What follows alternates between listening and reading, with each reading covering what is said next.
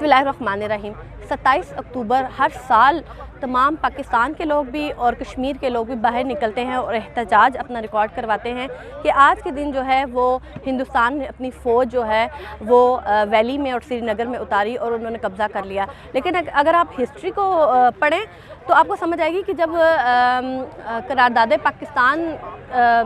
वजूद में आई तो उस वक्त के जो हिंदू थे वो समझ चुके थे और महाराजा भी इस चीज़ समझ चुका था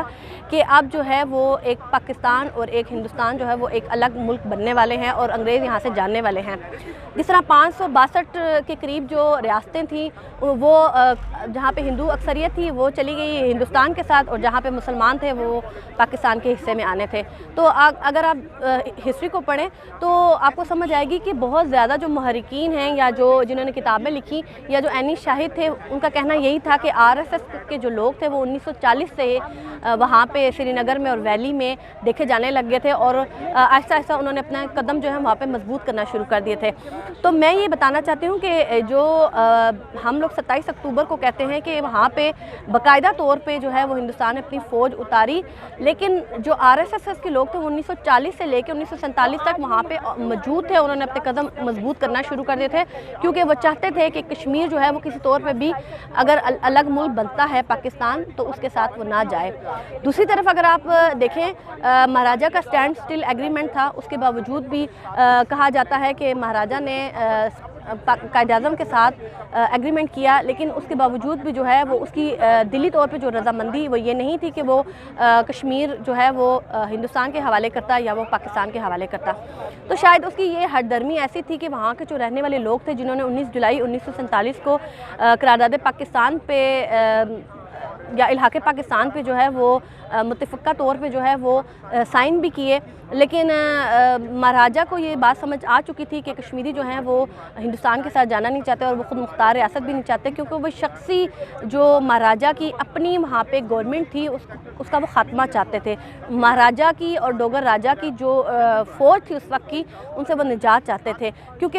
1846 से लेके 1947 तक वहाँ पे बहुत जुल्म किए गए थे। महाराजा का कोई अपना जो कैरेक्टर है या उसकी अपनी जो शख्सियत है वो ऐसी नहीं थी कि उसने कश्मीरियों को बहुत कोई अच्छा रखा हुआ था। जो लोग ये कहते हैं कि स्टेट सब्जेक्ट लगने की वजह से कश्मीरियों को एक अलग शनाख्त दी गई, तो मेरा ख्याल से उनको ये अपनी सोच जो है वो क्लियर करनी चाहिए कि महाराजा जो है वो मरूसी रियासत बनाना चाहता था। अगर जैसे वो ख़ुद मुख्तार रियासत चाहता था तो वो कश्मीरियों को अपनी राया समझता था। अगर वो कश्मीरियों को हकूक़ दे रहा होता या उसने रियासत को बहुत अच्छा मुनज़्ज़म रखा होता तो शायद हम लोग कहते कि ठीक है वो एक ख़ुद मुख्तार रियासत रखने का हक़ भी रखता है, लेकिन ना तो उसने इलाके हिंदुस्तान किया और ना इलाके पाकिस्तान किया। अगर आप देखें बहुत ज़्यादा जो मुकर्ररीन या वहाँ के जो आप समझ लें जिन्होंने किताबें लिखी हैं या ऐनी शाहिद हैं वो कहते हैं कि महाराजा ने तो जो एक्सेशन है वो भी हिंदुस्तान के साथ नहीं किया, वो पेपर जो थे वो जाली थे। तो मैं आज के दिन सिर्फ ये कहूँगी कि हम लोग आज भी शायद आज 27 अक्टूबर है, हम लोग जो है वो हर साल आज के दिन बाहर निकलते हैं और प्रोटेस्ट करते हैं, रैलियाँ करते हैं और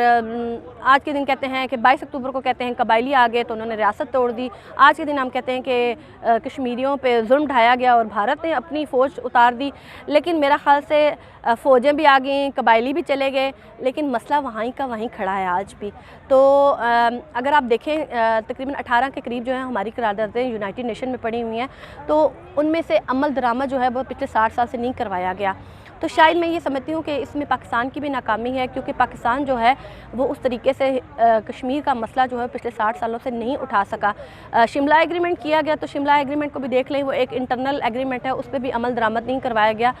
इमरान खान साहब ने बड़ी कोशिश की कि मोदी के साथ जो है वो अपने ताल्लुकात को बेहतर करके कश्मीर के मसले को हल किया जाए, लेकिन मेरा ख्याल से जूं का तुम उसके